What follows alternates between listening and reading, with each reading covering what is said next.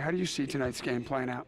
Well, I'm looking forward to it. I think it's going to be a real opportunity for both teams.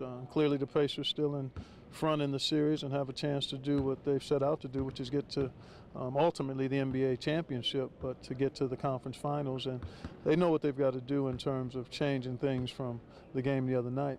And I think they'll be there in terms of force and physicality and execution.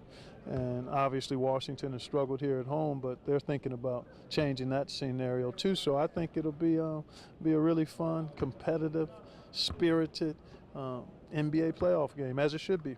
You've been around this sport your whole life. Yeah. When there's a clunker like what the Pacers did in Game 5, do you think about that if you're the Pacers and build on it, or do you just act like it just never happened and start new? I think in your profession and in life, you always have to move forward. Now, you learn from what transpired in the past, but you can't stay there.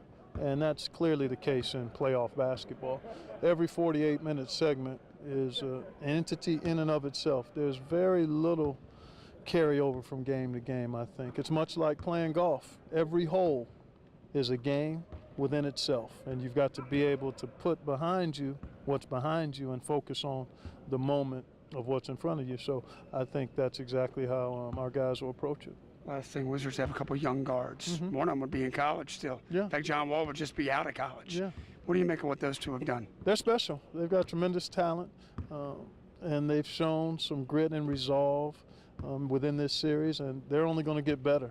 I'm very impressed with them, how they've handled themselves, and their talent level speaks for itself.